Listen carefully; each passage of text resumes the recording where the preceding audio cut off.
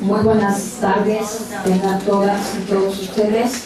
Bienvenidos a este espacio del Centro de Investigaciones sobre América del Norte de la Universidad Nacional Autónoma de México, quien en esta ocasión se complace de darle una muy afectuosa bienvenida al doctor William Robinson de la Universidad de California en Santa Bárbara, quien nos viene a dar una conferencia titulada Diagnóstico de la globalización en el marco de la presidencia de Donald Trump.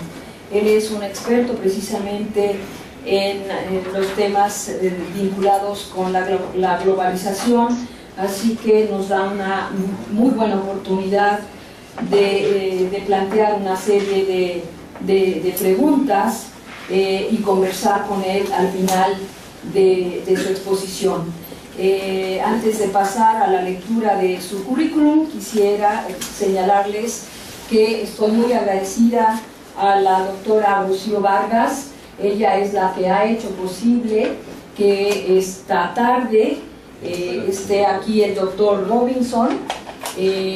Hizo no nada más, nos puso en comunicación, se encargó de todo el tema del cuidado de la visita del doctor y sobre todo va a fungir como comentarista, así que estoy muy agradecida a Rocío por una nueva contribución de ella, quien ha sido muy activa a todo lo largo de lo que ha sido mi gestión. Rocío, muchas gracias. Doctor Robinson, bienvenido a la universidad, bienvenido a México. Es además un inmenso placer que usted hable el español, así que en nuestra lengua materna pues seremos todos, nos sentiremos entrada en una especie de zona de confort, para que usted se sienta más querido. Muchas gracias. El doctor Robinson cuenta con estudios de periodismo y estudios internacionales que incluyeron estancias en Kenia, Nigeria y Costa Rica. Obtuvo la maestría en estudios latinoamericanos en la Universidad de Nueva York y el doctorado en sociología en la Universidad de Nuevo México. Desde 2001 es profesor de tiempo completo en el Departamento de Sociología de la Universidad de California en Santa Bárbara, donde está afiliado el Programa de Estudios Latinoamericanos e Ibéricos y afiliado también al Programa de Estudios Globales e Internacionales. Sus principales temas de investigación se centran en la sociología macro y comparada, la globalización y el transnacionalismo, la economía y sociología política, el desarrollo y el cambio social, la inmigración y los estudios latinoamericanos. Todos y cada uno de las áreas de expertise del Dr. Robinson sin duda están anclados en la realidad social de mi país. Tiene múltiples publicaciones a través de libros, capítulos en libros y revistas arbitradas, además de artículos periodísticos. Ha dictado conferencias en distintos países a lo largo de su trayectoria académica. Doctor Robinson, la mesa es de usted. Pues muchas gracias, muy buenas tardes a todos y a todos.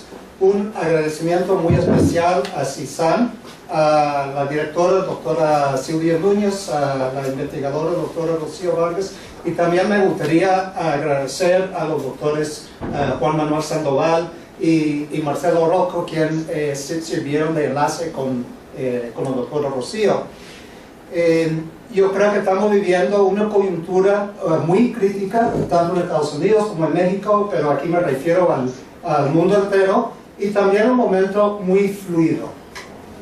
El ascenso del trumpismo es un símbolo potente para mí de la crisis del capitalismo global. Entonces, para entender al trumpismo hay que entender la naturaleza de esta crisis global. Y a cambio, para entender la crisis hay que entender el proceso de la globalización capitalista. Entonces, procedamos a investigar la naturaleza del nuevo capitalismo global para luego identificar la crisis de ese capitalismo global y pasar a analizar el trumpismo. Esta exposición a cambio nos va a permitir adelantar un análisis de la coyuntura en que estamos viviendo en México, en Estados Unidos, en nuestra región y perspectivas para el futuro.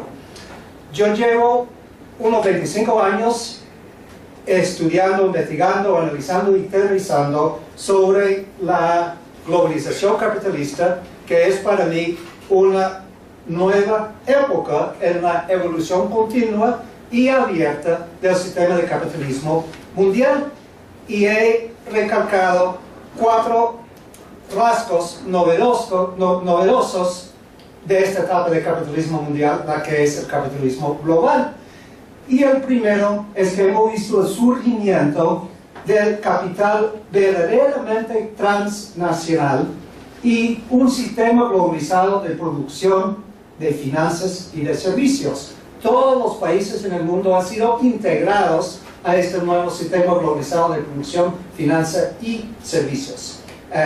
México ya forma parte de la fábrica global, de la finca global, del supermercado global, y actualmente se ve profundizando esa inserción por medio de los servicios. Acabo de llevar a cabo una muy breve investigación sobre los centros de llamadas, pero el surgimiento del Valle de Silicio en Guadalajara y en el DF. Va a tener mucha importancia ese punto porque va vinculado con la renegociación del Tratado de Libre Comercio. Pero ahora la vanguardia de este sistema globalizado de producción, finanzas y servicios es la llamada economía digital, es decir, la economía de datos. Y si bien hay algunos virajes aquí en cuanto a México, como es 1988, 1982, con el moratorio sobre deuda externa, después 1988, que inició realmente la integración de México al nuevo sistema, 1994, por supuesto, el Tratado de Libre Comercio, pero ahora hay que profundizar un poco el análisis de la globalización de México y de América del Norte. Y México en 2016 ya tiene 20.000 millones de dólares en servicio de informática. Más adelante voy a hablar sobre la importancia de eso. Y además de eso, México está negociando junto con muchos otros países el tratado que se llama TISA, en inglés, Tratado sobre Servicios. De hecho, la economía global ahora, el 70% de la economía global ahora corresponde a servicios. La banca privada, o sea, se produjo la privatización de la banca a raíz del Tratado de Libre Comercio en México, pero vamos a ver que hay una amplia gama de servicios financieros y de otro índole que todavía falta por globalizar en México. Pero esa primera dimensión, para repetir, estoy identificando 4 elementos novedosos del capitalismo global. Primero es eso, el surgimiento del capital verdaderamente transnacional. Segunda dimensión novedosa es lo que yo he llamado la clase capitalista transnacional. Y con esto me refiero a una fracción de las clases capitalistas en todos los países que ha integrado a nuevos circuitos transnacionales de acumulación. Es decir, que han integrado esa fracción de la clase capitalista transnacional, ha integrado a sus respectivos países a los nuevos mercados y circuitos transnacionales de acumulación por encima de los anteriores circuitos nacionales. Es decir, la sustitución de importaciones, para dar un ejemplo, es reflejo de los circuitos nacionales. El nuevo sistema globalizado de producción y finanzas es el reflejo de estos circuitos transnacionales, globales de acumulación. Ahora, las fracciones de la clase capitalista transnacional se han fusionado también con nuevas élites estatales, institucionales, transnacionalmente orientadas. Y entre sí, entre las élites transnacionalmente orientadas y las fracciones de la clase capitalista transnacional, ahí está la fuerza social y clasista que ha impulsado la globalización capitalista, tanto en México como alrededor del mundo. Ahora, hay que resaltar que la clase capitalista transnacional no está unificada. Es decir, la unidad de esta clase es esquiva. Está repleto de divisiones, feroces conflictos internos y competencias entre sí y con otros sectores. Es muy importante entender eso porque el trumpismo en parte refleja esos conflictos que van en ascenso. Ahora, la élite transnacional requiere instrumentos políticos para organizar a la clase capitalista transnacional y contrarrestar las presiones centrífugas que se están dando ahora y que aportan a la crisis que vamos a analizar.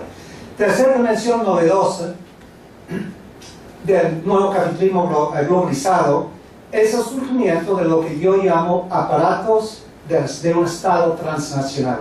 Con eso no quiero decir que hay un gobierno global transnacional, no lo hay. Eso es parte de las contradicciones de la globalización. Entonces, el Estado transnacional es una abstracción analítica. Entre paréntesis, ¿escuchan bien en el fondo? ¿Sí? Es decir, el Estado transnacional como una abstracción analítica, metodológica, está compuesta por las organizaciones supra y transnacionales, internacionales y los gobiernos nacionales que han sido captados por fracciones transnacionales de las élites nacionales. ¿Y cuál es la función del Estado transnacional? Es promover la acumulación transnacional en cada territorio por encima de la acumulación nacional. Es decir, el Estado mexicano, sobre todo desde 1988, acelerando el 94, etc., representa un componente en el abstracto del Estado transnacional que promueve los circuitos transnacionales de acumulación en México por encima de los circuitos nacionales. Es decir, también, de que el Estado transnacional forma una red institucional en la órbita global mediante la cual la clase capitalista transnacional intenta organizar e institucionalmente ejercer su poder de clase. Habiendo dicho eso, hay que estar claro también de que los estados nacionales y el Estado transnacional es blanco de disputas entre diversas fuerzas sociales. Es campo de batalla. Por último, en este punto, entonces, ¿cómo comprendemos el Estados Unidos, el Estado norteamericano? Y aquí hay que ver que el Estado norteamericano es el punto de condensación para todas las tensiones y contradicciones del capitalismo global. Pero el accionar del Estado norteamericano nacional en el sistema global es defender, extender y promover la globalización capitalista, pero produce enormes contradicciones. Y vuelvo a decir que vamos a pasar a analizar el trumpismo, representa y refleja estas contradicciones. Por último, de las dimensiones novedosas de esta etapa de capitalismo global, hay que resaltar novedosas relaciones de desigualdad y dominación en la sociedad global y la creciente importancia de las desigualdades sociales y clasistas transnacionales relativo a las desigualdades tradicionales norte-sur. Aquí uno se puede mover alrededor de Ciudad de México y estar en bolsillas sociales, en burbujas sociales y políticas y económicas, como si tuvieran Los Ángeles en esas mismas burbujas. Y aquí vuelven a los barrios populares, al igual encuentran esos barrios populares en Los Ángeles, donde vivo yo. Entonces, en muy resumidas cuentas, estas cuatro dimensiones forman la esencia de mi teoría sobre el capitalismo global. Pero yo decía de que el capitalismo global se enfrenta en crisis, en grave crisis, estamos en crisis. Y analizamos en la sociología y la economía política tres tipos de crisis: las cíclicas, las estructurales y las sistémicas. Identifiquemos, porque les estoy planteando de que la crisis en que estamos es más que cíclica. Cíclicas son crisis recesionarias, o sea, el ciclo empresarial. Casi como un reloj, se producen cada 10 años. Hubo una crisis cíclica en 2000-2001, se reventó la bolsa de los .com, después 91, 92, anterior a eso 81, 83, etc. Cada 10 años crisis cíclica. Estructural le llamamos así porque la única forma de superar la crisis es reorganizar, o sea, hacer una reorganización del capitalismo, de sus instituciones, de sus normas. Entonces, la última gran crisis estructural se produjo a principios de los años 70 y la salida era la reorganización a nivel mundial por medio de la globalización capitalista. Anterior a eso, la gran crisis estructural era de los años 30, la llamada Gran Depresión, y salimos de esa crisis mediante una profunda reestructuración también de las instituciones de capitalismo mundial. Anterior a eso, tuvimos una crisis estructural en los años 1870, finales 70, hasta el principio de 1890, y el sistema, no sé, los pueblos, las personas no salen de las crisis, pero el sistema salió de la crisis con una nueva ola de imperialismo y colonialismo, sobre todo en África y en Asia.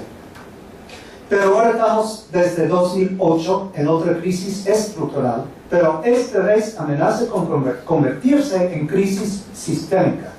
Crisis sistémica quiere decir que la única forma de superarla es superar el sistema en sí, es decir, pasar más allá del capitalismo.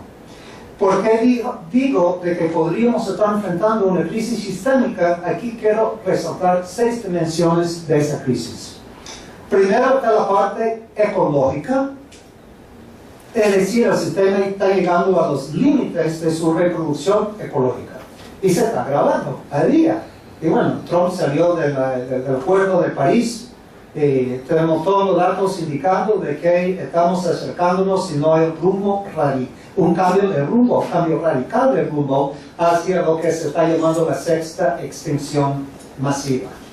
Así que la crisis ecológica indica que es una crisis estructural. Segunda dimensión de la crisis, sistémica. La segunda dimensión es la extrema polarización social global. Es decir, estamos llegando a niveles de desigualdad alrededor del mundo jamás vistos, sin precedente. Estamos viviendo una sociedad global tripartita. Los datos de Oxfam, la agencia de desarrollo inglesa, Oxfam, emiten los informes todos para coincidir con las reuniones del Foro Económico Mundial que se reúnen en Davos. Entonces ellos emiten los informes cada enero de cada año. Y de enero de 2016 indica de que el 1% de la humanidad tiene más del 50% de la riqueza del planeta. Después de eso, el 20% más acomodado tiene el 95% de la riqueza del planeta. Mientras el 80% de la humanidad, la gran masa de la humanidad, apenas tiene 5% de la riqueza del mundo. Esta mañana escuché un reportaje diciendo, en víspera ya del próximo enero, del próximo informe que va a salir, que los 5 billonarios más ricos del planeta ahora tienen más dinero que el 50%, más riqueza, que el 50% de la humanidad más pobre. Y nombraron esos 5 billonarios. Y uno es mexicano. ¿Ustedes saben a quién me refiero? Carlos Slim junto a 2 norteamericanos, un español, el mexicano, y me acuerdo de nacionalidad del otro. Pero son de la clase capitalista transnacional. Pero 5 hombres, no hay ninguna mujer, tienen más riqueza de 3.5 mil millones de personas.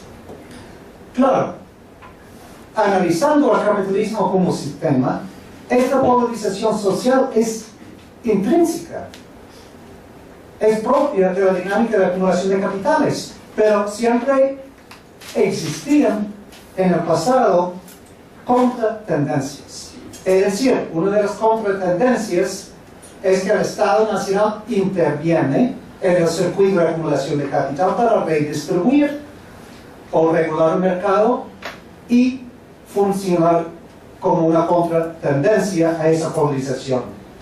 Pero ahora los estados nacionales no pueden captar los excedentes, no pueden intervenir mientras la finanza y la producción, etcétera, se ha transnacionalizado. Esa es la segunda dimensión de la crisis, esa polarización social sin precedente. Y por supuesto, ese desata conflictos, crisis política, etc. Tercera dimensión de la crisis es la magnitud de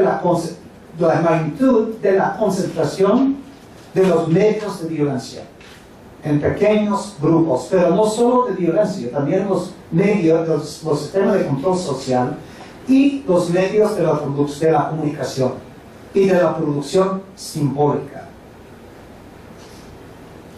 Ese punto es muy importante y muy espantoso. Hay nuevos medios y modalidades de guerra. La siguiente generación de guerra es una guerra de robots. Ya tenemos los drones, los aviones autopiloteados, y Estados Unidos acaba de dejar caer sobre Afganistán lo que ellos llaman la madre de todas las bombas.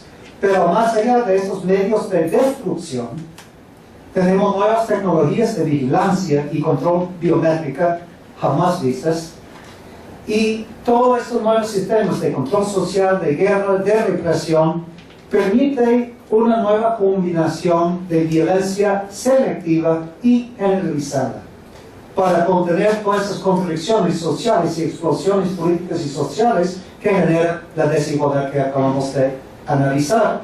Y estamos viendo muy espantosamente, esto se ve con claridad en México, pero también en Estados Unidos y alrededor del mundo, una fusión de la violencia estatal con la violencia privada. Es decir, estamos viendo la normalización de la paramilitarización. Evidentemente, el buen ejemplo es México, Colombia, pero repito, Estados Unidos estamos viendo la misma cosa.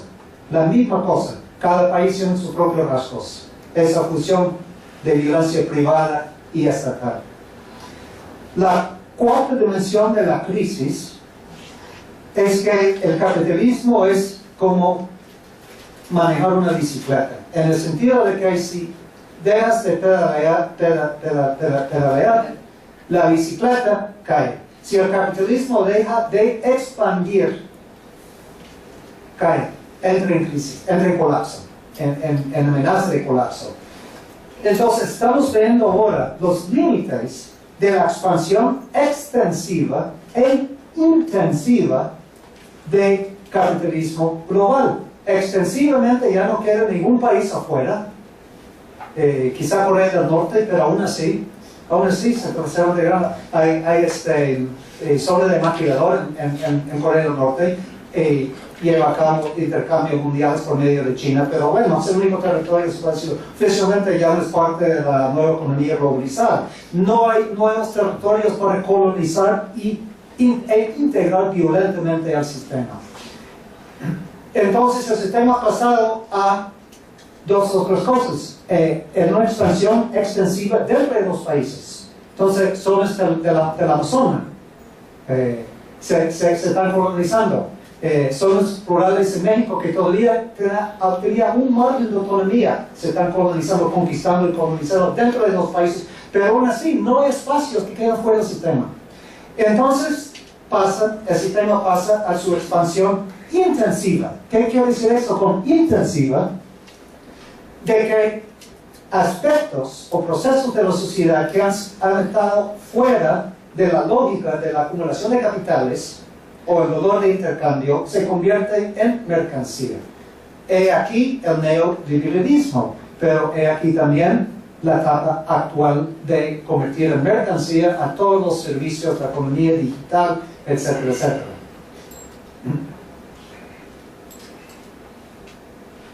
Pero hay un punto muy espantoso aquí, y es que se producen entonces constantes presiones para la expansión del sistema. Y esto conduce a un fenómeno que yo titulo acumulación militarizada.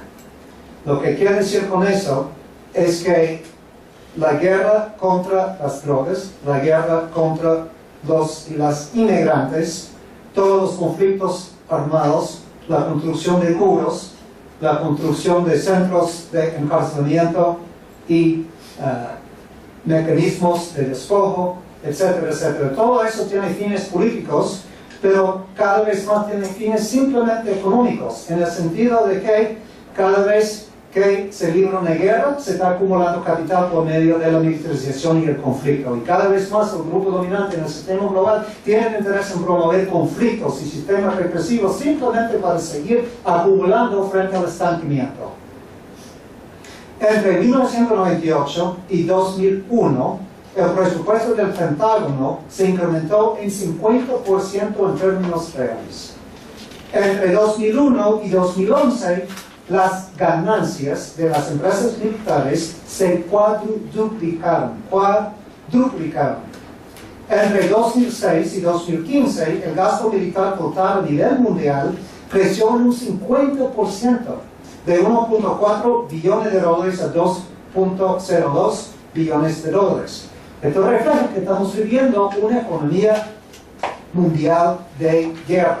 Estamos viendo la amenaza de la sirenización o la yemenización de los países, incluyendo México. México va aquí también. En la parte de comentarios y de discusión podríamos hablar de Rusia y el conflicto Rusia-Estados Unidos y Putin, porque detrás de esa cortina de humo hay otras cosas que están pasando vinculadas con este empuje hacia la acumulación militarizada. Pero lo que quiero resaltar aquí es que hay una confluencia de intereses de la clase capitalista transnacional alrededor de la acumulación militarizada, las políticas guerreristas. Y se ve eso con Estados Unidos y con México, la militarización, el despojo rural, que podemos hablar de los megaproyectos, la nueva minería, las privatizaciones del sector energético, etc. Bueno, quinta dimensión de las 6 dimensiones de la crisis global es que cada vez más estamos viendo el surgimiento de lo que llamo la humanidad superflua. Es decir, una buena parte de la humanidad es redundante, es ya algo estructural del sistema global. La Organización Internacional del Trabajo nos informa que para finales del siglo, 31% de la humanidad estaba en el desempleo, es decir, marginado de participación en la economía global. Mientras el 51% labora en condiciones precarias, es decir, el nuevo precariado, proletariado bajo condiciones precarias. Entonces, el reto para el sistema es cómo controlar la población superflua y su real o potencial rebelión. Y esta rebelión y estos sistemas de contención y represión se dan cada vez más en las megas ciudades, en las periferias urbanas, que se convierten en escenario de control y resistencias. El Pentágono, y he venido en las últimas semanas estudiando los reportajes del mismo Pentágono que están a la disposición pública en el Internet, y cada vez más hablan de las nuevas modalidades de guerra urbana para el siglo XXI, para contener la humanidad superflua que está en las ciudades. Sexta y última dimensión de la crisis es el desfase entre una economía cada vez más globalizada y un sistema de autoridad política basado en el Estado-Nación. Eso quiere decir que no existen los instrumentos políticos para controlar la anarquía del sistema. A pesar de que hable de un Estado transnacional, no tiene el poder de regular la economía global, de contrastar la anarquía del sistema del mercado global. Entonces la élite transnacional cada vez más se está clamando por mecanismos, para usar su término, de gobernación. Eso es muy importante, porque la clase capitalista transnacional tiene un solo objetivo, y es acumular capitales. Puede acumular capitales haciendo la guerra, al igual que produciendo alimentos, lo que fuera. No le importa. Su única función es acumular capitales. Pero la élite política y las élites estatales que tienen que manejar esas contradicciones y lograr la legitimidad en cada Estado-nación y en el sistema en sí, están buscando más allá de generación de ganancias, están buscando estabilizar el sistema, hacer funcionable el sistema. Y hay una fuerte contradicción aquí, ahí. La clase capitalista transnacional tiene cierto poder estructural, poder político, poder de imponer sus intereses por encima de la estabilidad del sistema. Decirlo en términos más académicos, hay una contradicción entre la función de la acumulación transnacional de cada Estado-nación y la función de la legitimidad. Están en contradicción ahora. Por ende, tenemos crisis de legitimidad en todos los países. En México, por supuesto. trumpismo representa la crisis de legitimidad del Estado norteamericano. Y esa crisis de legitimidad también nos ayuda a entender mucho en cuanto a las crecientes tensiones internacionales que estamos viendo ahora. El Estado norteamericano, al igual que la mayoría de los estados en el mundo, están perdiendo la hegemonía. Aquí no me refiero a la hegemonía en las teorías de relaciones internacionales como el país predominante, sino la capacidad de gobernar o dominar por consenso. Se está perdiendo la capacidad hegemónica en ese sentido. Entonces, quiero enfocarme sobre dos dimensiones de la crisis de legitimidad y sobreacumulación para concluir con el análisis del trumpismo.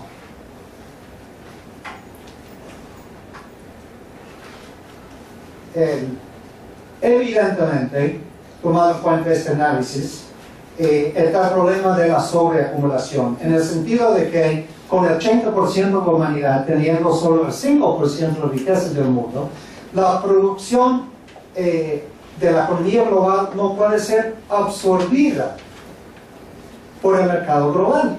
Es evidente. Eso es una crisis de sobreacumulación. El capital transnacional acumulado ya no puede encontrar salidas para el excedente. En Estados Unidos, por ejemplo, los datos de 2010 indican que las compañías ese año tuvieron 1.8 billones de dólares en efectivo sin encontrar dónde invertir ese capital. Se representa entonces capital ocioso. Y el capital no puede ser ocioso.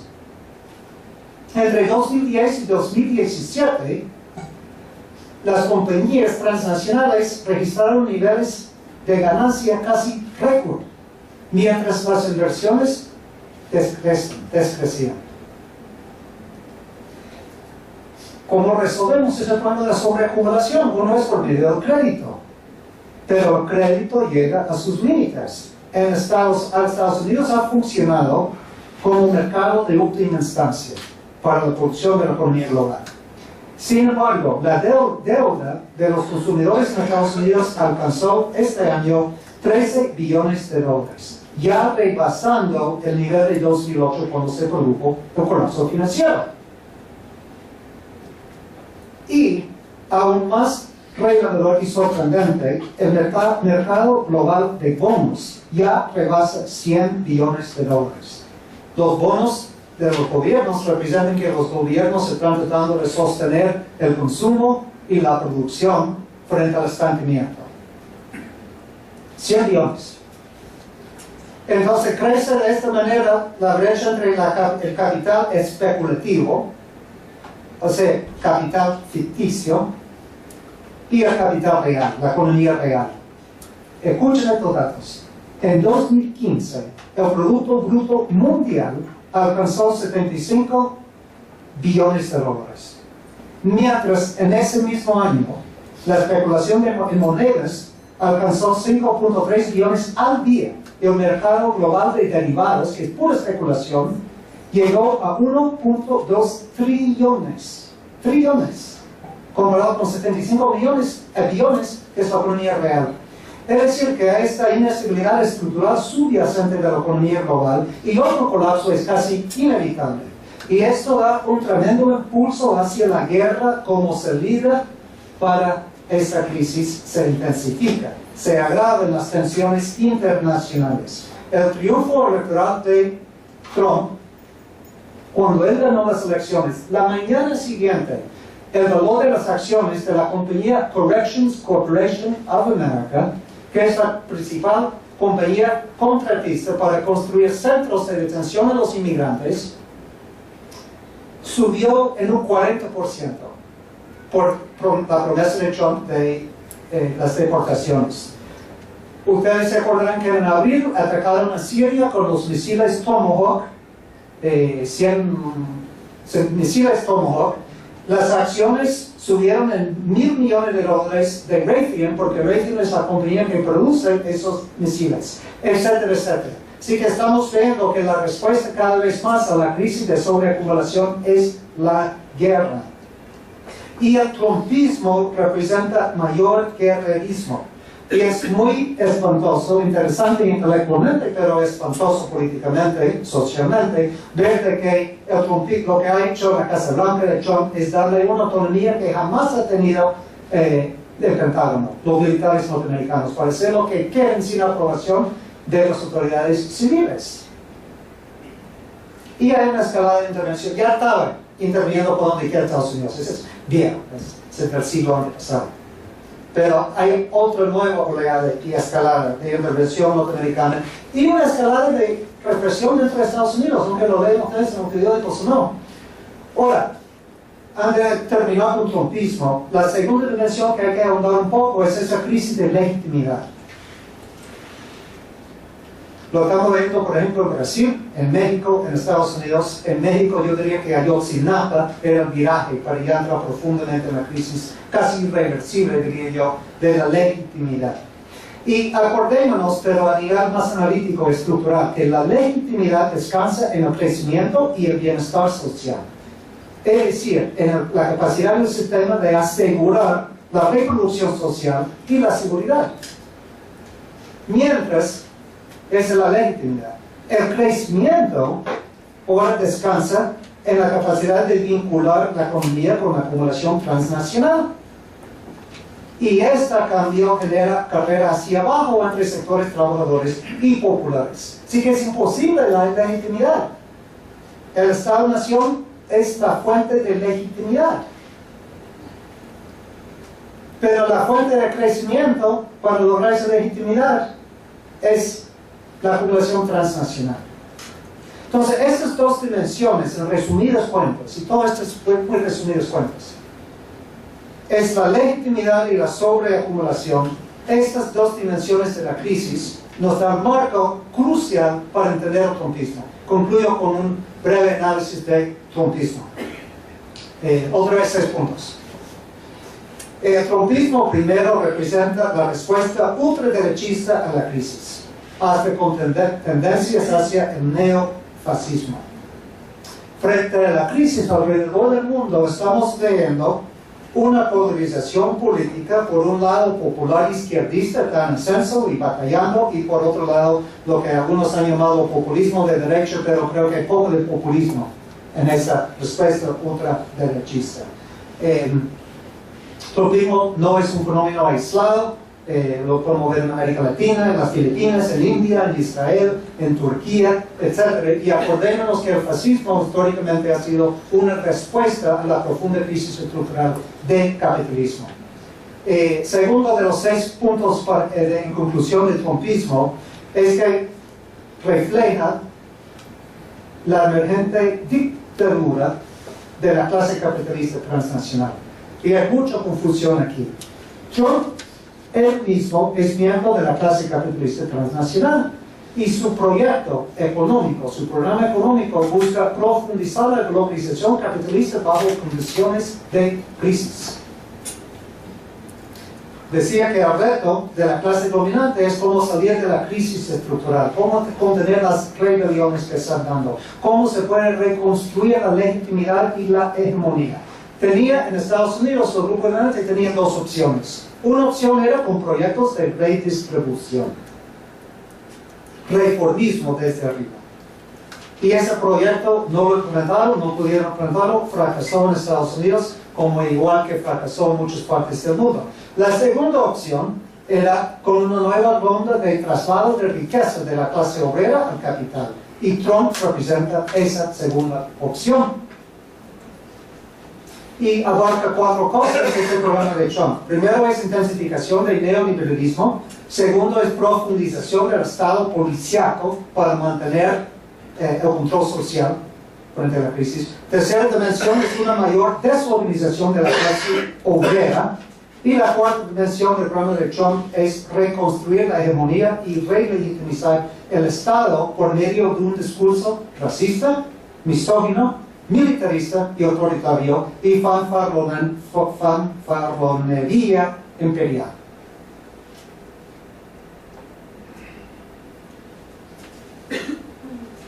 hay que estar claro, porque en mi opinión, en mi juicio, hay muchas confusiones porque en los medios de comunicación, en nuestro análisis, confundimos el discurso con la ciencia.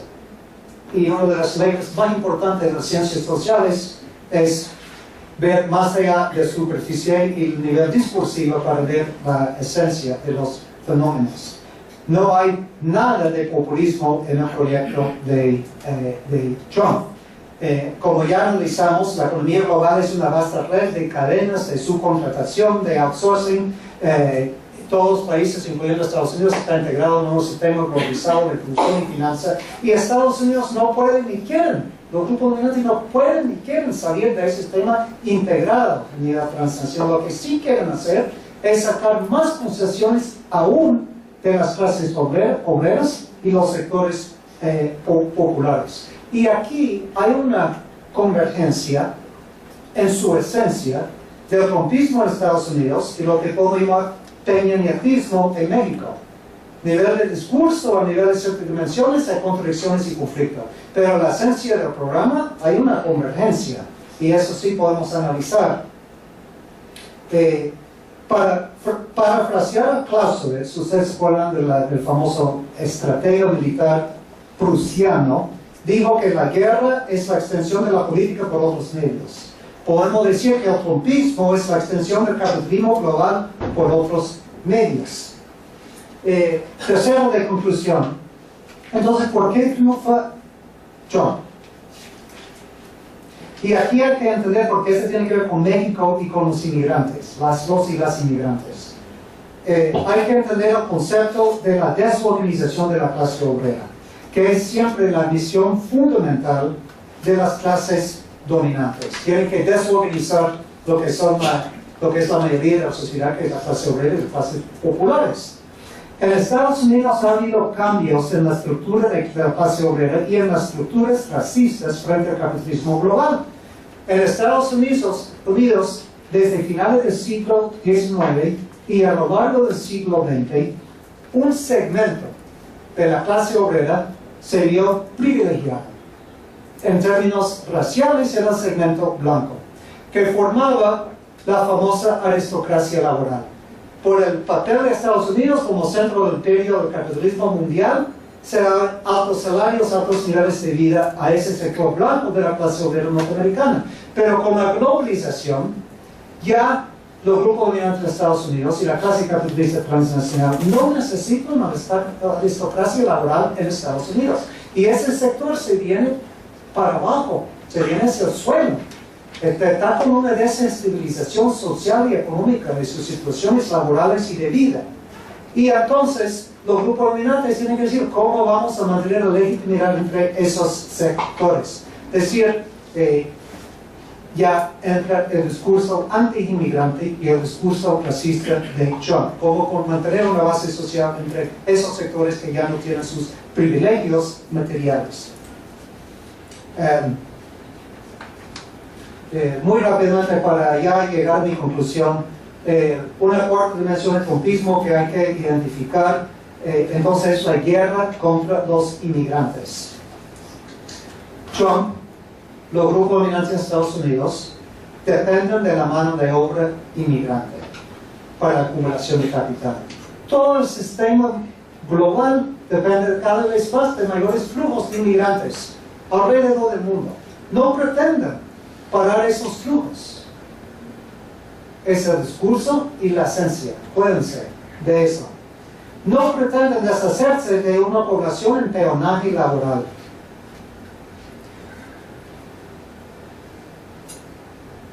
El sistema de peonaje laboral permite presenta ciertas contradicciones y entonces el sistema necesita un sector de la clase obrera que es súper explotada y súper controlada. Pero el problema son dos. Mencioné el sector blanco de la clase obrera norteamericana que se viene para abajo. Entonces, el objetivo de la guerra contra los inmigrantes es que ese sector no identifica el sistema como su problema, sino identifica a los inmigrantes como chivo expiatorio. Ese es número uno. Pero número dos, y esto es muy importante para México, Han habido dos fases en lo que es la superexplotación de la mano de obra mexicana y cada vez más centroamericana también en Estados Unidos. Primera fase era el problema bracero.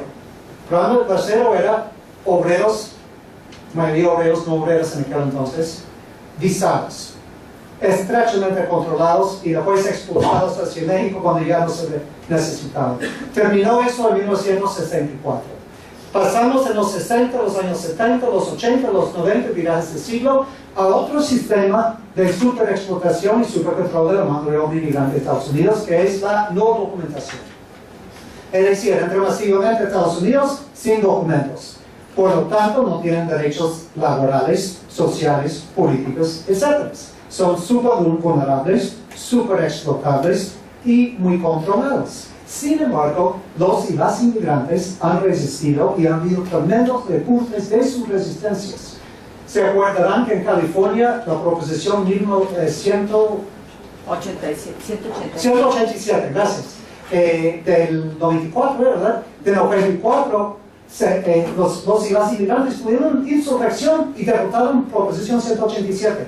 Después, en 2006, famosa proposición de Sensenbrenner, que iba a criminalizar a todos los inmigrantes y las inmigrantes y a cualquier persona que ayuda a un inmigrante. Si abro la puerta de mi casa, un inmigrante documentado iba a ser criminal, encarcelado. Y entonces se produjo la manifestación más grande en la historia de Estados Unidos en 2006. Primero de mayo de 2006. 1 millón de personas solo en las calles de Los Ángeles. Después un día sin un inmigrante. ¿Ustedes se acordarán de eso? 20 millones de personas participaron en la salud, en ese paro nacional. Entonces los grupos dominantes identificaron de que el sistema de la superexplotación por medio de la no documentación ya no servía. Entonces están buscando un recambio nuevamente hacia un sistema de trabajadores y trabajadoras visados. Analizando que así pueden controlar mucho más, desarticular las resistencias en las comunidades inmigrantes. Y para darle un dato, porque siempre tenemos que basarnos en datos, si no estamos especulando. Entre 2011 y 2016 se produjo un incremento de 50% en los trabajadores agrícolas visados en lo que es la agroindustria en California. Sí, 500%. 500%. Entonces se ve el recambio de ese sistema y otro mismo, y la guerra contra inmigrantes representa una parte importante de ese recambio. 5 y 6 y ahí termino. Quiero decir algo del peligro del fascismo del siglo XXI. La metodología fallada cada vez que hablo con esto con mis colegas es que me dicen, bueno, pero Estados Unidos no es como los nazis, no es como Alemania. Pero no deberíamos de esperar que el fascismo del siglo XXI va a aparentar como el fascismo del siglo XX. Desde luego que no. Sin embargo, ¿qué perseguiría fascismo del siglo XXI? Primero, es una fusión de poder político reaccionario y represivo con capital transnacional, no nacional. Fascismo del siglo XX era fusión de capital nacional con poder político reaccionario represivo nacional. Hay una fusión. Después competir. Ahora es fusión de poder político reaccionario represivo con capital transnacional. Segundo, cualquier proyecto fascista necesita organizar una base de masas entre sectores históricamente privilegiados de la clase obrera. Y ya analizamos. Ahí se viene para abajo ese sector. Y se le está captando un sector, parte importante del sector para un proyecto fascista. Tercero, el fascismo del siglo XXI, al igual que el siglo XX en este caso, se basa en militarismo, extrema masculinización, lo que podemos llamar la masculinidad marcial. Eso lo estamos viendo con trumpismo y en general. Necesita racismo y una movilización racista hacia chivos expiatorios, y la búsqueda de esos chivos expiatorios en Estados Unidos son los inmigrantes y también los musulmanes. Después, proyecto del fascismo del siglo XXI, y por eso he tenido el debate aquí. Algunos me dicen, bueno, en México vamos rumbo al fascismo del siglo XXI, y digo que no, más bien a un totalitarismo tan espantoso como fascismo, pero analíticamente un poco distinto. Porque un proyecto fascista necesita ideologías misificantes, que a menudo recurren a la supremacía racial cultural, abrazando un pasado idealizado y mítico. Y eso sí lo vemos en Estados Unidos y en otros países, en Europa también. Y también el proyecto de fascismo siglo XXI abarca una cultura neofascista, en que se está normalizando y hasta glamorizando la guerra y la violencia social, y lo vemos en Estados Unidos. Ya tenemos un estado policíaco en Estados Unidos, bueno, lo tenemos en México también, y el estado policíaco global es lo que tenemos.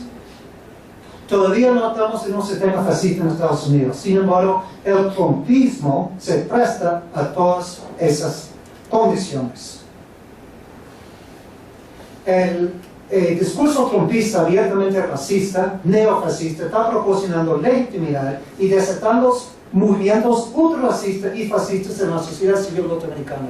Y es una tendencia muy espantosa, muy espantosa. Acuérdense que por último, en cuanto al fascismo, hay una fusión del Estado con capital por un lado, por otro lado, en la sociedad civil un movimiento fascista. Cuando se fusiona, sí tenemos fascismo. Por eso digo, en México es otra amenaza. Y para concluir, entonces, estamos en un momento, y así comencé también, la crisis del Estado y las resistencias populares. Estamos viviendo momentos muy fluidos, las élites en todos los países están divididas, confundidas, a la deriva. Trumpismo ha fracturado aún más el grupo dominante en Estados Unidos, está generando una crisis dentro del Estado norteamericano, que para la élite es un problema, para nosotros desde abajo no es un problema, hay que saber aprovechar de esa crisis de las élites. Resurge en Estados Unidos una conciencia socialista. Acaban de levantar una encuesta y entre los millennials o jóvenes, 51% quieren socialismo. Entre los que son más grandes, vivimos la Guerra Fría y el anticomunismo, el antisocialismo es muy fuerte todavía. Entonces, el verdadero blanco del trumpismo es esa insurgencia que está en ascenso en Estados Unidos popular. En conclusión, el sistema capitalista global, el capitalismo global se hunde en el caos. Otro colapso del sistema financiero es casi inevitable. Mientras estamos viendo en México, en Estados Unidos, colapso del tejido social, la descomposición y las estructuras de los sistemas políticos. Aquí podemos hablar de América Latina, Estados Unidos, de México, de Venezuela, de Brasil, todo del mundo. Estamos en el interregno, mientras diversas fuerzas sociales y políticas se miran. Es el momento que estamos viendo. Solo, en mi juicio, un proyecto redistributivo y regulatorio para frenar el capital transnacional puede prevenir aún mayor profundización de la crisis. Y dicho proyecto dependerá de la movilización desde abajo. La crisis abre espacio para esas movilizaciones.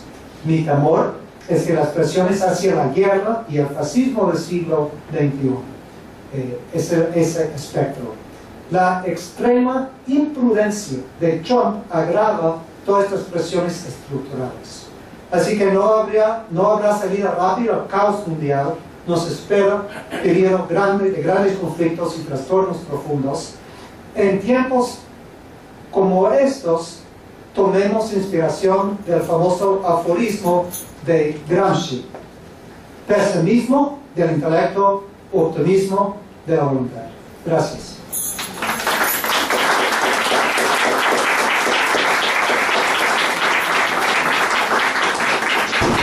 Muchísimas gracias al doctor Robinson. Nos deja reflexionando en profundidad en torno a los escenarios que nos toca vivir. Y antes de pasar la palabra a mi colega, la doctora Rocío Vargas, una de las preguntas que quisiera hacerle para que la conteste al final: ¿qué papel juegan en todo este escenario precisamente las universidades, sobre todo las universidades estadounidenses, en vista de que éstas se convirtieron desde hace mucho tiempo ya en una gran industria, y además por estas instituciones académicas están efectivamente cruzando todos los jóvenes, ¿verdad?, y que constituyen una élite global?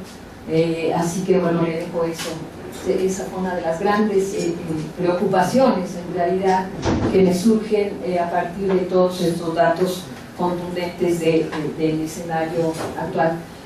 Quiero muy brevemente presentar a Rocío Vargas. Muchos de los que estamos aquí pues tenemos la fortuna de conocerla y de trabajar con ella desde hace muchos años.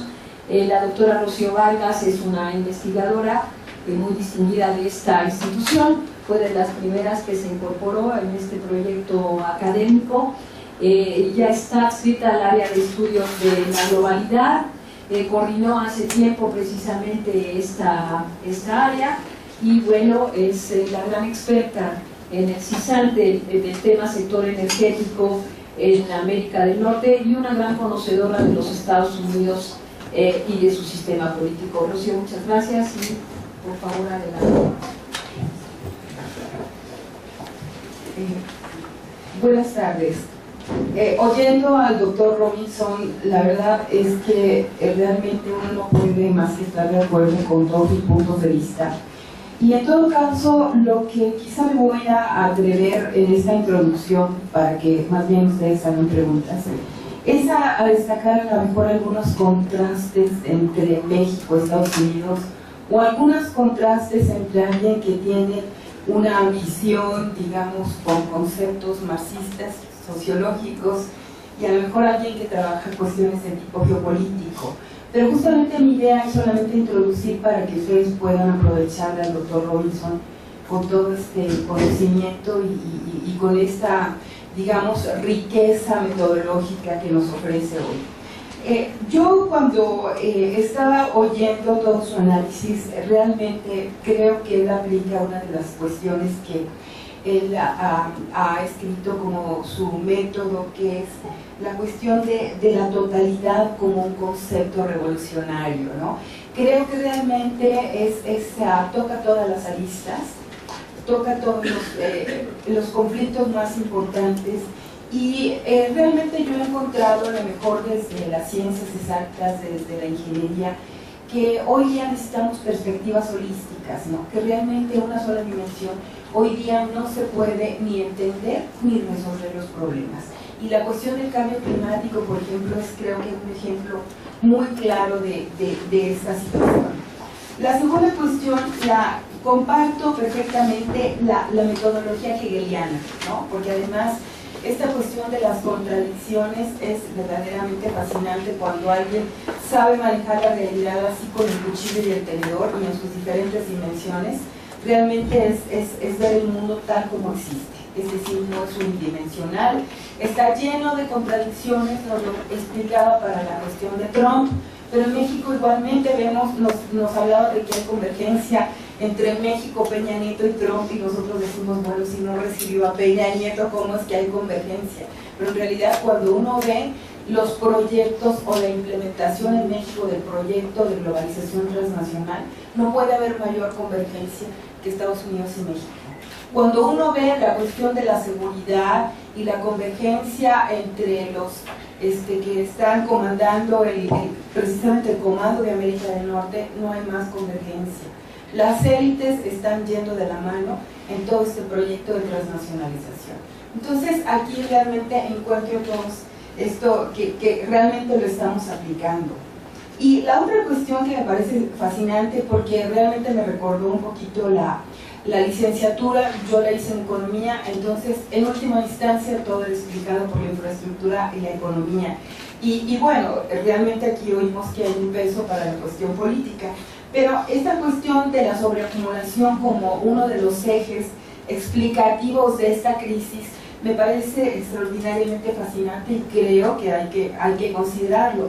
Sin embargo, a lo mejor, más bien mi pregunta, estaría realmente si no podemos encontrar en este análisis de la sobreacumulación al menos, digamos, dos diferencias, ¿no? Es decir, los países desarrollados, los países en vías de desarrollo como nosotros, ¿verdad? Que, digamos, en esta cuestión de la sobreacumulación, para poner un ejemplo, Estados Unidos nos hablaba del Pentágono, del presupuesto militar, como una manera de resolver esta crisis, ¿no? En México, por ejemplo, tenemos pues un problema presupuestal. Yo creo que la crisis de sobreacumulación, más bien la estamos resolviendo con la militarización, y aquí el tema, yo podría decir, son los despojos de recursos, los despojos de activos. Yo estudio el sector energético y es una cosa absolutamente impresionante el nivel de despojo que hay en este país, y la militarización como una utilización justamente para el despojo, ¿sí? Entonces aquí yo veo un poco una dicotomía. Otra es la cuestión, digamos, del poder por el poder mismo, ¿no? Porque a lo mejor la sobreacumulación hasta cierto punto podemos justificar que el Estado norteamericano tiene dosis de keynesianismo con este presupuesto militar, ¿no? Pero en realidad hay cosas que uno no se puede explicar. Simplemente esto que usted nos señalaba, los 59 misiles Tomahawk que se fueron a Siria, el lanzamiento de la bomba madre, el conato de guerra termonuclear con Corea del Norte, que pues finalmente no tuvo ningún resultado, pero que este mundo se vio así verdaderamente en vilo con toda esta cuestión. Inclusive hoy todo lo que revisa uno sobre la cuestión de Irak, la repetición de Abu Ghraib, el desplazamiento del Estado Islámico, porque ahora ya lo tenemos en Filipinas. Entonces aquí lo que quizá a mí me llama la atención es que no necesariamente ni es rentable económicamente ni le encuentro alguna razón de ser, excepto por un ejercicio de hegemonía y de poder. Hay poderes absolutamente absurdos, como por ejemplo el poder que se ejerce contra los palestinos, o lo que yo señalaba ahorita, que es una noticia, la repetición de Abu Ghraib, ¿no? en Irak, en Mosul, ¿no? Entonces, yo creo que el poder a lo mejor tiene también sus propias dinámicas, que no necesariamente tienen una rentabilidad. Es un ejercicio que en el caso de los Estados Unidos yo inclusive lo vería como parte de una geoestrategia, ¿sí? Es decir, ahí hay países que son irreverentes a la hegemonía y a los que hay que meter en cintura. Y en esto me refiero, por ejemplo, a Irán, la reciente crisis de Qatar, que en el fondo de la crisis, pues de haber aislado diplomáticamente a Qatar, pues tiene como objetivo Irán, ¿no? Y a Filipinas con Duterte, que también pues se ha atrevido un poquito a tener una posición desafiante ante la hegemonía de Washington. Entonces, bueno, esta cuestión la pongo ahí. Me llamó muchísimo la atención este concepto de civilización, y aquí encuentro que en realidad esto da para mucho, y analizar cómo se ejerce el poder, a lo mejor también de una manera diferente entre sociedades desarrolladas y subdesarrolladas.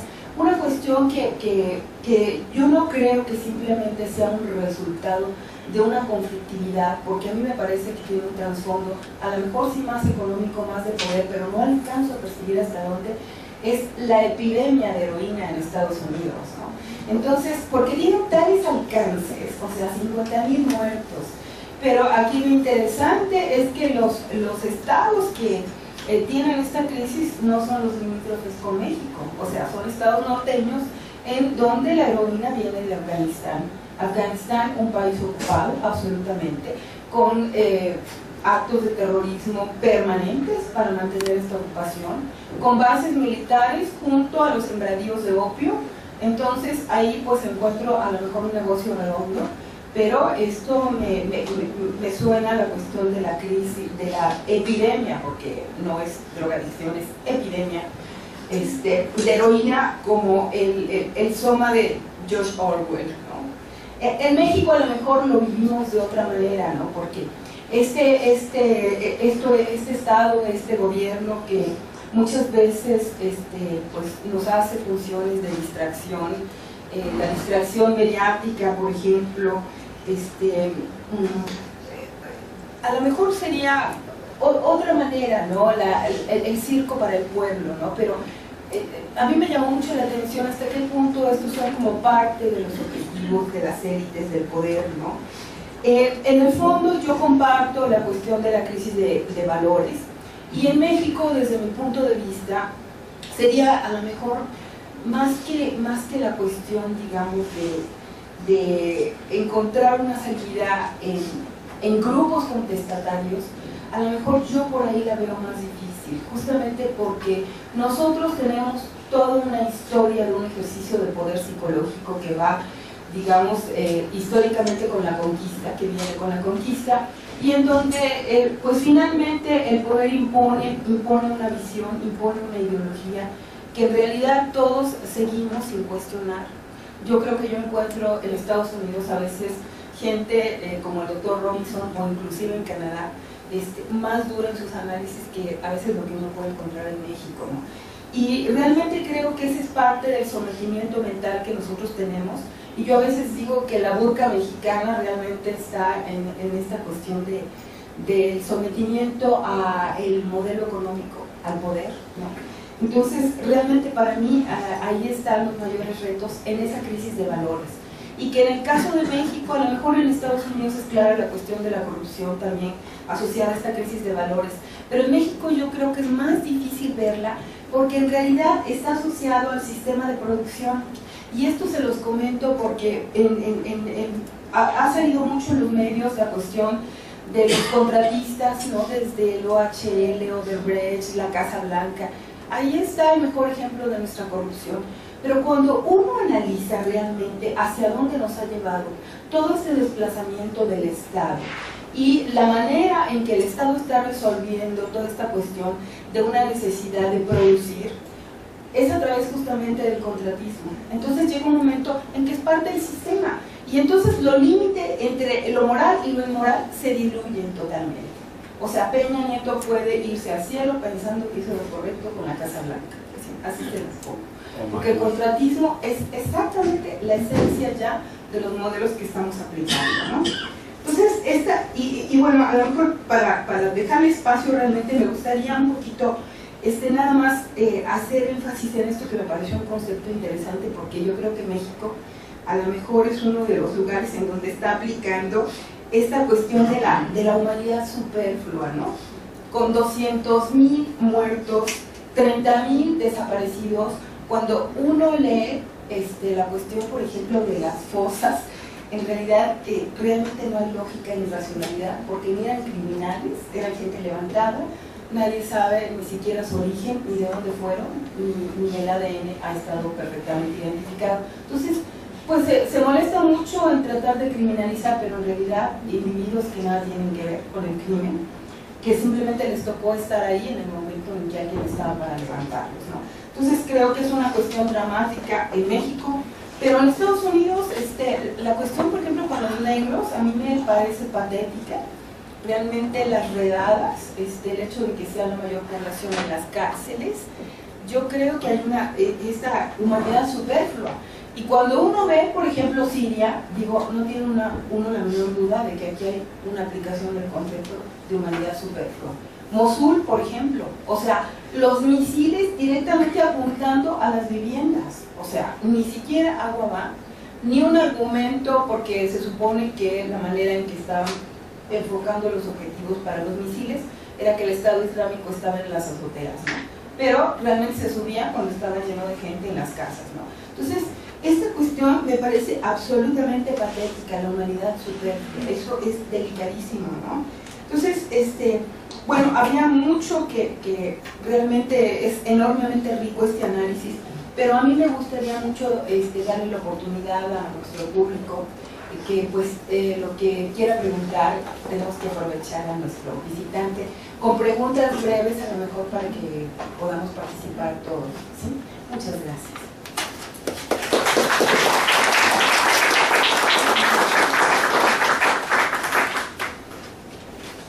Rocío, muchas gracias por tu excelente comentario.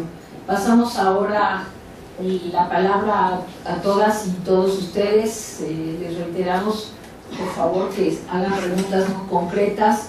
Si le parece al profesor, tomaríamos de 3 en 3 para que sea más ágil la posibilidad de responder. A ver, por favor, 1, 2, 3. Sí. Hola, buenas tardes. Mi nombre es Zapata. Antes que todo, doctor Robinson, muchas gracias por su exposición. Soy un estudioso de su teoría del capitalismo global. Me parece una alternativa distinta para analizar las cuestiones más que internacionales, globales, y en ese sentido quería pedir su opinión. ¿Cómo podemos interpretar, bajo la teoría del capitalismo global, la confrontación que vemos en medios de comunicación y prensa entre Rusia y Estados Unidos, más allá de una simple oposición entre estados. Gracias. Gracias. Jorge Sandoval.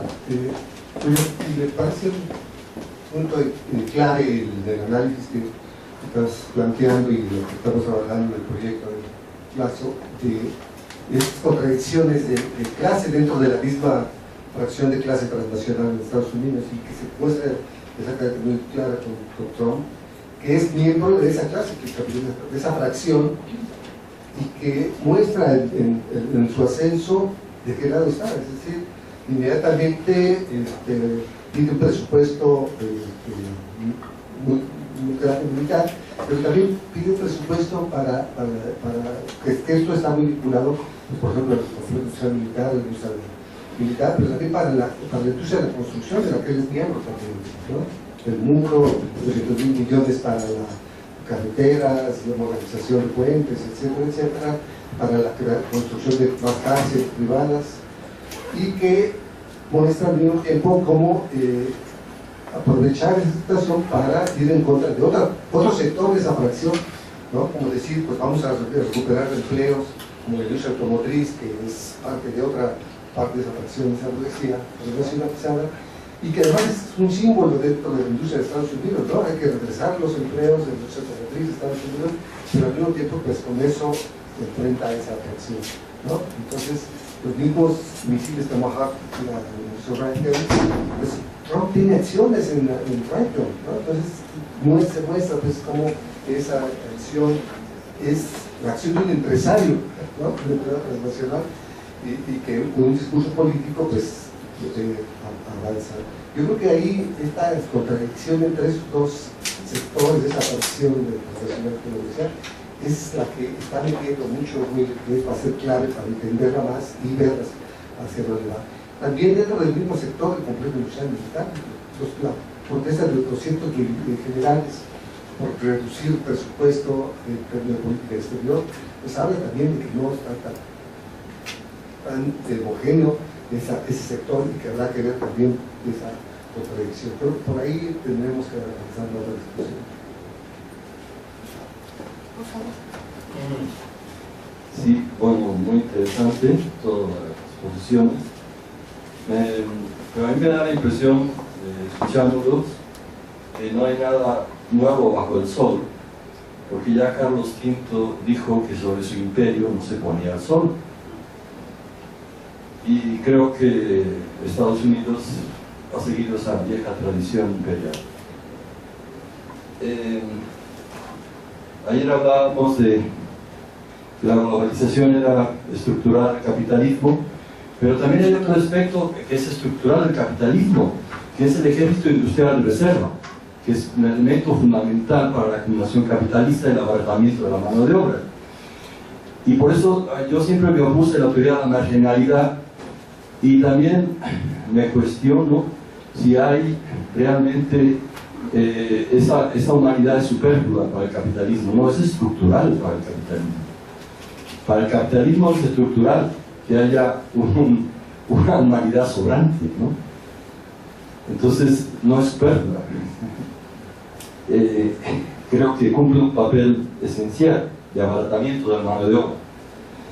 Y por otro lado, me sorprende que no se haya mencionado una sola vez a China, que es quizás nuestro próximo imperio a combatir, y que, bueno, supongo que tiene una gran preocupación Trump, porque por algo se está aliando con Rusia, ¿no? Que a su vez Rusia se alía con China, con Sudáfrica, con Brasil. Entonces la cosa está muy complicada. Y por último, pues ya Keynes, en una cita en la primera página de su teoría general, menciona que las armas son la mejor mercancía porque se autodestruyen. Y eso lo dice en una cita en la primera página de la teoría general. Entonces, las armas son una mercancía esencial para el capitalismo, porque son las más rentables, y además luego, ¿se acuerdan ustedes de la guerra de Irak? O cualquier guerra, Lo que se combaten después los empresarios, las grandes empresas o los grandes imperios, no es tanto la guerra, sino la reconstrucción, que es el gran negocio del capitalismo después de las guerras. Muchas gracias.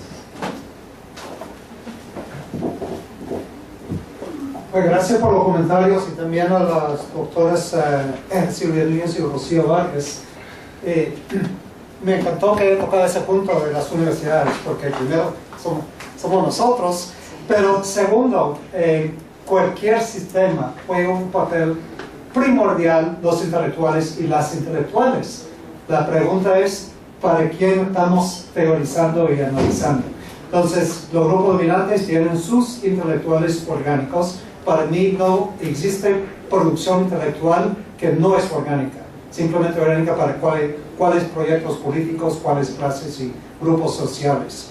Y entonces el sistema busca justo de que no haya intelectuales orgánicos para proyectos alternativos desde abajo. Y en Estados Unidos, pero eso es más general también, en Estados Unidos en los años 60 y 70, había muchos intelectuales que identificaron con los movimientos de masa y con todos los movimientos de resistencia. Y entonces el sistema se reconfiguró y había mucha actividad para hacer esa separación entre los intelectuales en la universidad y los movimientos sociales. La otra cosa que está pasando, igual aquí en México, se está imponiendo un modelo norteamericano de la acelerada privatización de la educación, no solo superior, la educación secundaria, la educación primaria y la llamada escuela charter, no sé cómo se dice en español, la escuela charter. Pues la privatización. Y el objetivo aquí, porque me encantó que hayas mencionado la totalidad, porque el objetivo desde arriba es socavar la capacidad de pensamiento crítico. Y el pensamiento crítico descansa sobre el concepto y la forma de pensar de la totalidad. Era Hegel que decía que la verdad está en la totalidad. Y Gramsci elaboró diciendo la totalidad es revolucionaria. Entonces, ahí estamos muy de acuerdo en pensar en esas cosas. En cuanto a la... pasamos primero a lo de Rusia y Estados Unidos. Y como tuvimos una discusión ayer también, y primero quiero decirle que es una farsa, el escándalo es una farsa en gran medida, porque Estados Unidos ha intervenido en los procesos, en los sistemas políticos y los procesos electorales de 100 y pico de países alrededor del mundo. Es rutinario para la política exterior norteamericana y ahora se arrechan porque hay una intromisión, su presunta intromisión en Estados Unidos. Pero ese no es el punto secundario.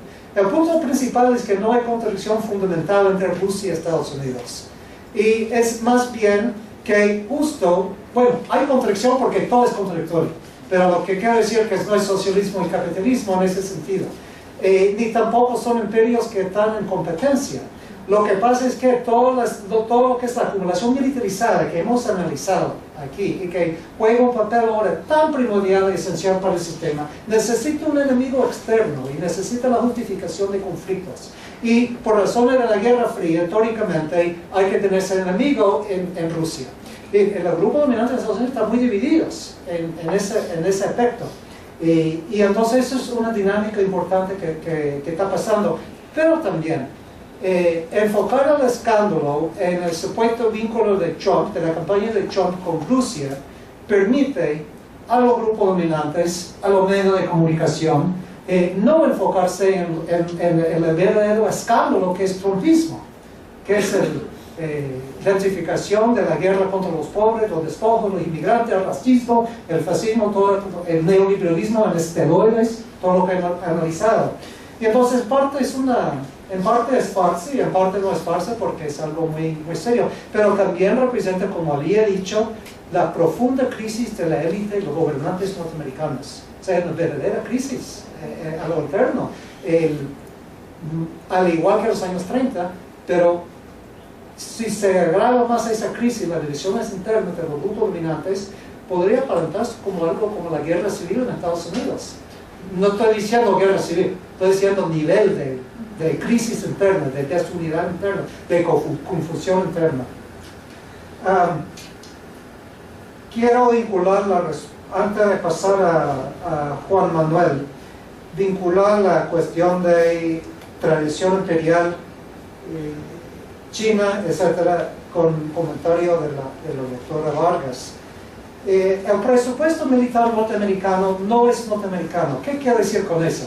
Quiero decir que el gasto de centenares de billones de dólares, de trillones de dólares en la última década y media, no es simplemente para echar a andar la economía norteamericana, sino la economía global. Nosotros analizamos, la última vez que yo me puse a analizar profundamente con recogida de datos y todo, era la guerra contra Irak, la invasión y ocupación de Irak. En aquel entonces analizamos que el gasto multibillonario en Irak se filtraba por todas las venas abiertas de economía globalizada a grupos capitalistas, élites y países alrededor del mundo.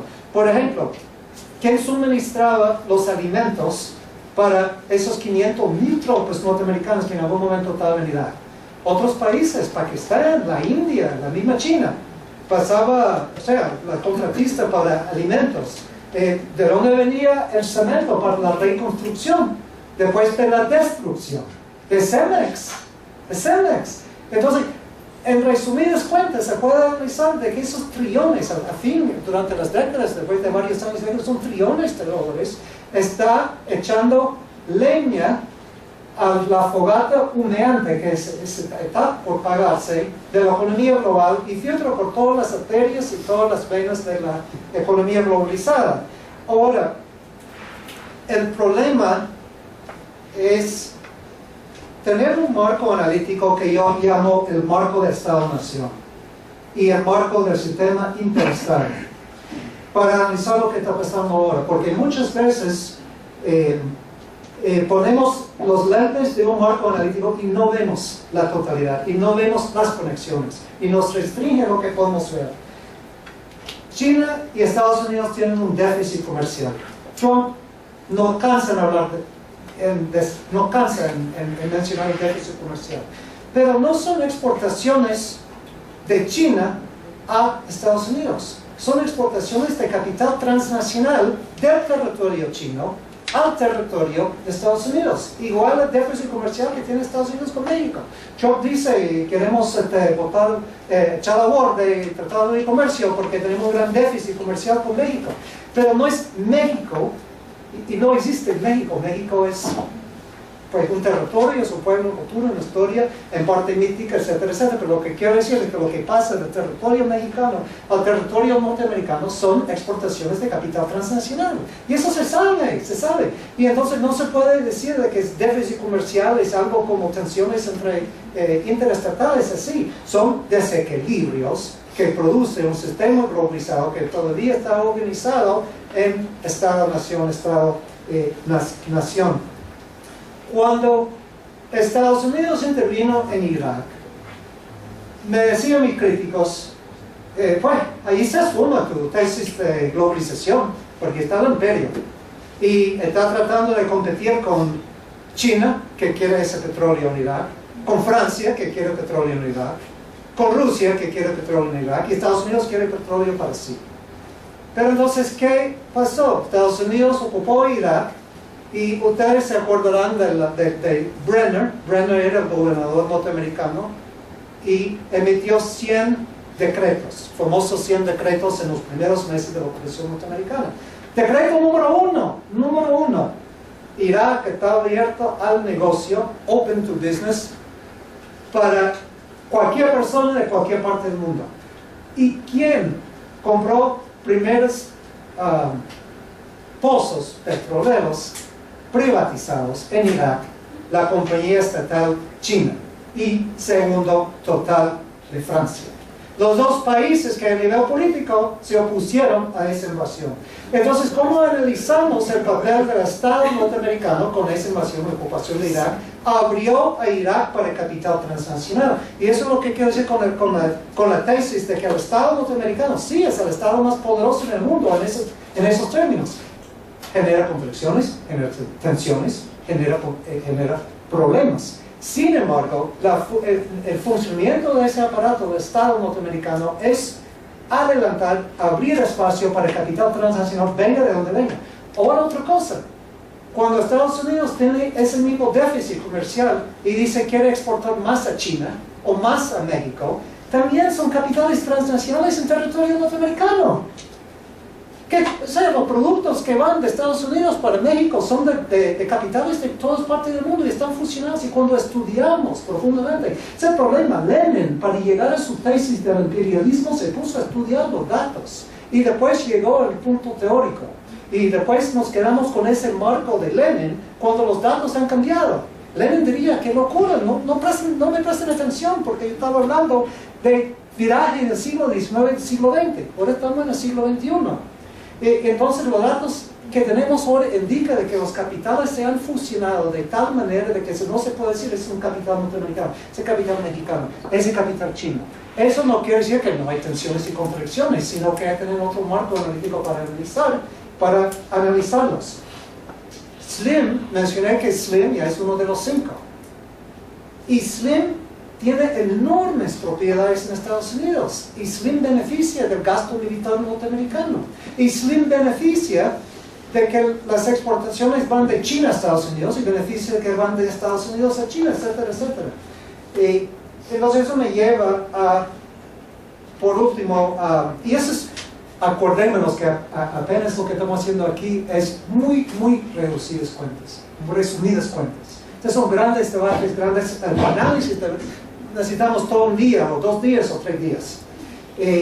Este punto del doctor Sandoval es muy importante y estoy muy de acuerdo. Y una de las fricciones ahora en Estados Unidos es entre lo que es el complejo militar, industrial, seguridad, contra lo que es la otra vanguardia de la acumulación transnacional, que es la informática, la tecnología de la informática y la tecnología digital. Y por eso que la oposición al trumpismo es tan feroz en Silicon Valley, Valle de Silicio, de San José y de esa zona. Entonces, en el absoluto, por eso decía que no hay unidad en la clase capitalista transnacional. Lo único que unifica a esa clase es que tienen interés en la acumulación transnacional, en expandir lo que es la economía globalizada. Sin embargo, habiendo dicho eso, y no creo que estaría Juan Manuel en desacuerdo, el capital industrial, militar, etc., y el capital que está en la computadora, la alta tecnología, es capital transnacional, no es norteamericano, es transnacional cuando se estudia la estructura y la tenencia de esos capitales. Y de en medio, y en ambos lados, porque esa es otra dimensión que no hemos tenido tiempo de analizar, es la financiarización de la economía global. Entonces la finanza está en la industria, en el complejo militar industrial, la finanza está en la alta tecnología y la computadora y la informática, y la financiarización y la hegemonía, si hablamos de hegemonía, hablemos de hegemonía de capital financiero transnacional. Está por donde quiera. Entonces es un cuadro bien complejo. Y lo único que insistiría es que comencemos con el marco del capitalismo global para ir analizando todas las complejidades y conflictos dentro de ese cuadro. Y bueno, mucho más que decir, pero ahí le daré para otro ronda de preguntas. Vamos a tomar una segunda ronda de preguntas, pero yo quisiera que fuera una más la que yo me gustaría plantearle otra al profesor, y quizá brinque a una esfera diametralmente opuesta a la que hemos venido aquí planteando, que son variables meramente económicas. Pero ¿dónde está el vínculo en este escenario de complejidad entre la religión y la política?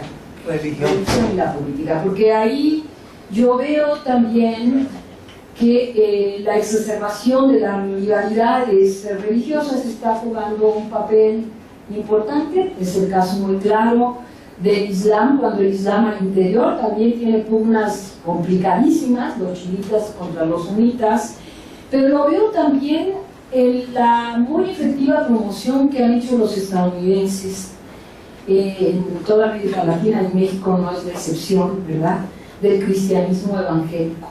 Y no se me olvida, no se me podrá olvidar nunca, el papel que las iglesias evangélicas han jugado precisamente para que Donald Trump llegara a la presidencia y estuvieran incluso presentes, ¿verdad?, en la ceremonia de toma de posesión. Entonces, para mí hay siempre más preguntas que respuestas, así que quiero aprovechar, doctor, que nos pudiera hablar un poco de esa circunstancia. Por favor. Soy Claudia Maya, del CISAN también. Usted habló acerca de políticas de redistribución o proyectos redistributivos. ¿A qué se está refiriendo particularmente? Si en verdad estos podrían tener un efecto atenuador en todo este panorama tan complejo que nos está planteando. Muchas gracias y gracias por su presentación. Por favor.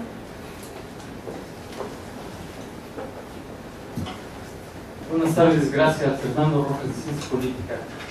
¿Qué papel juegan las asociaciones público-privadas, la crisis de legitimidad, la desaparición del Estado-Nación y la sobreacumulación por disposición, como usted lo maneja? Gracias por el comentario y gracias por su presentación.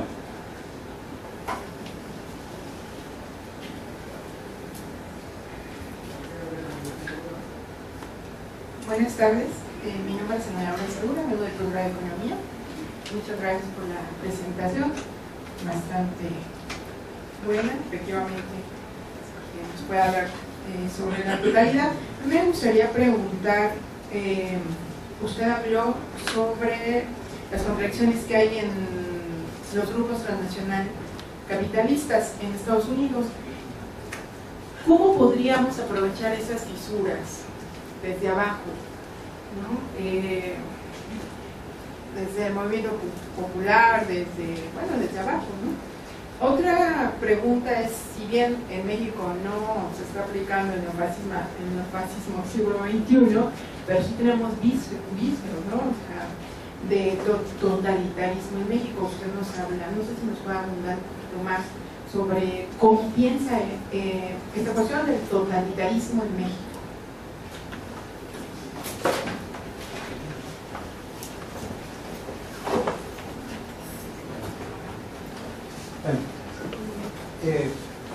Se me oyó decir, de hecho se acaba de levantar el señor, que había dicho que armas son las mejores mercancías, y solo simplemente quería ratificar que justo, pues ese es mi análisis, exactamente.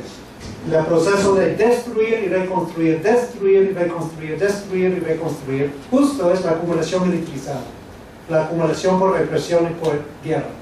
Entonces estaba muy de acuerdo, no sé si se levantó, si estaba pensando lo contrario, estoy ratificando, bueno, nos estamos ratificando.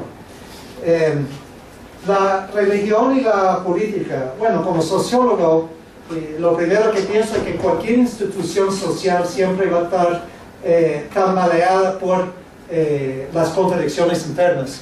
Entonces, la religión produce tanto el fundamentalismo islámico como el fundamentalismo cristiano, que usted tiene toda la razón, ha jugado un papel de suma importancia en el surgimiento del trumpismo, no solo el trumpismo, de la ultraderechización de la política norteamericana y todo lo que ha pasado en los últimos 15, 20 años o más, y en la contrarrevolución en Centroamérica, para hablar de ahí, y en América Latina en su conjunto.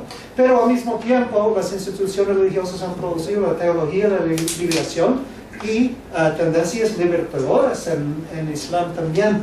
Pero sí, en definitivo, la tendencia esa es la fusión entre religión y estos proyectos, llámenlo fascismo en Estados Unidos, llámenlo fundamentalismo en el Medio Oriente, refleja el colapso del tejido social y la crisis social. Entonces, para mí es realmente la base de lo que estamos viendo ahí. Y es interesante de que la base de los fundamentalistas cristianos o evangélicos cristianos de Estados Unidos son de la clase obrera blanca en vías de movilidad hacia abajo y desestabilización. Entonces, tanto tienen como racismo como refugiarse en ese cristianismo fundamentalista. Los proyectos redistributivos, el gran interrogante es que si se puede dar ya a nivel de Estado-Nación, porque el análisis de la globalización, y yo tengo que pensarlo más y estoy 100% de acuerdo, es que no se puede hacer nada de Estado-Nación porque el capital se fuga. Si comienza un proyecto de redistribución en Estados Unidos, en Canadá, en Francia, y mira lo que pasó con Mitterrand. ¿Se acuerda? Mitterrand dijo que vamos a mantener el Estado social y se fugó el capital francés transnacional de Francia.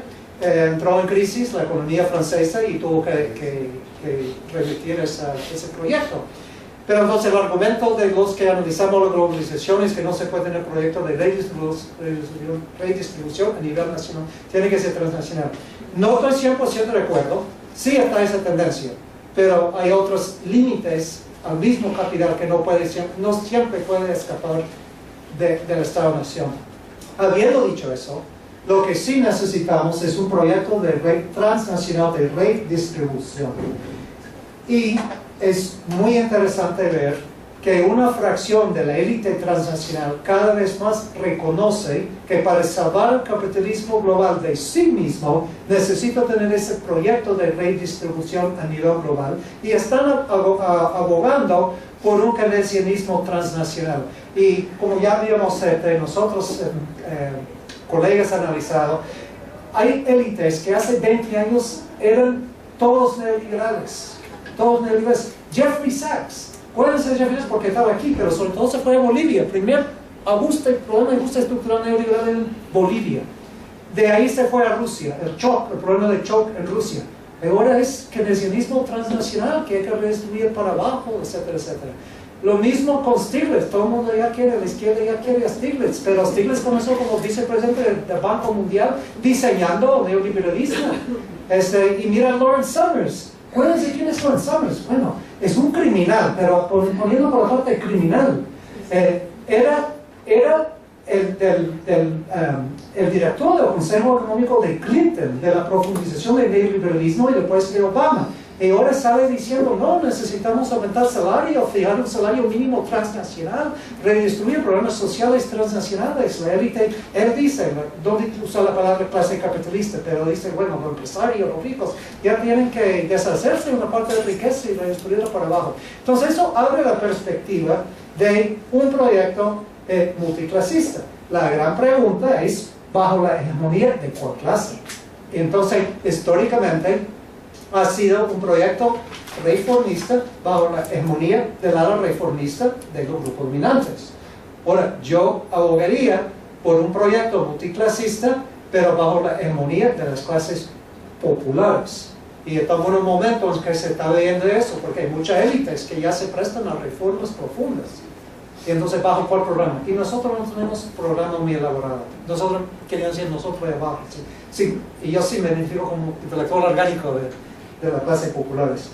Lo de la asociación público-privada es más retórica que cualquier otra cosa, porque simplemente quiere decir que el Estado va a privatizar y subsidiar la infraestructura y lo que todo es todavía público.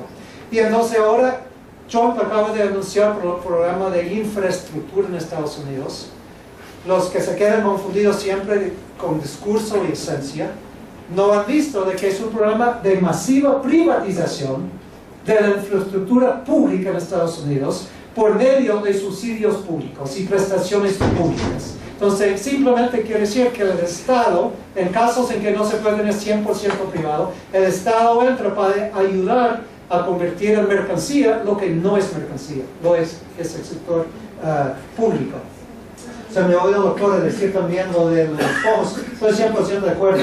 Lo había mencionado, pero hay que tocar tantas cosas y no se puede. Finalmente, totalitarismo en México. Va junto a la cosa. Cómo aprovechar esas fisuras. Y yo creo que entre más fuerza, acumulación de fuerzas populares hay, más el ala reformista de la élite se suma a un proyecto de transformación.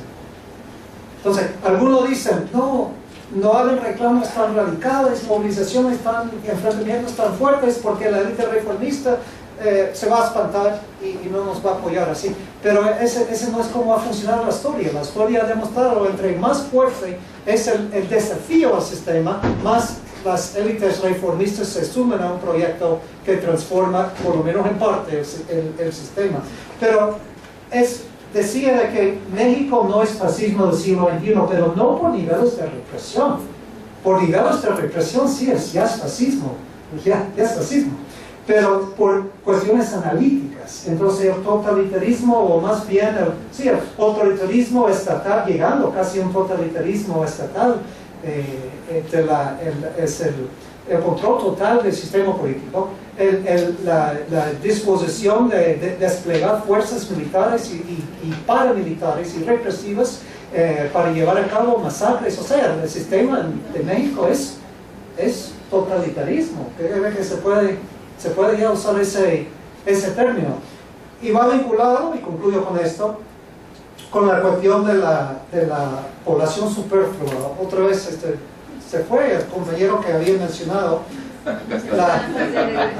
Se movió. Hola, ¿habías escuchado la respuesta? La otra. Salí un poco al baño, pero bueno. Ok. ¿Pero dónde voy? ¿Dónde voy? Población superflua. Ah, sí. Población superflua, correcto. La cosa, ok, pero hay dos cosas. Entre más población superflua, más presión para abajo sobre los que sí tienen empleo. Por un lado. Y también más presión para la precarización de la fuerza laboral, y eso es una tendencia universal global ahora. Cada vez más la clase obrera es una clase precarizada. Bueno, pero el problema con la población superflua, visto desde arriba, es que tiene una rebelión real o potencial. Y entonces ahí se vuelve primordial la represión y el control social sobre la población superflua. Entonces se puede decir un arma de doble filo para el sistema. Por un lado, que bien, los que tienen empleo no pueden reclamar, siempre va a haber más mano de obra super explotable, etc. Pero por otro lado, quiere decir que hay un ejército a punto de rebelión contra el sistema. Y esa es una contradicción. Pero no nos deberíamos sorprender de contradicciones, porque el gobierno de la totalidad está impulsada por contradicciones. Impregnada, todo el sistema impregnado por contradicciones. Gracias, profesor Rocío. No sé si quieres cerrar con una última pregunta, una réplica a lo que comentó el doctor. Pues solamente invitarlo a que participe en este centro con alguna colaboración escrita. Con todo gusto. Ahí verá. Con todo gusto. Bueno, lamentablemente tenemos que dar por concluida la sesión. El profesor, esta es su casa, regrese, no se vaya. Ha sido un privilegio para todos nosotros el haberle escuchado y tenerlo aquí. Pues quiero felicitarlo por su trayectoria. Yo creo que nos deja a muchos de los que fuimos educados en esta institución bajo un esquema marxista, nos refresca muchas cosas, pero al mismo tiempo nos alienta a continuar trabajando junto con los jóvenes.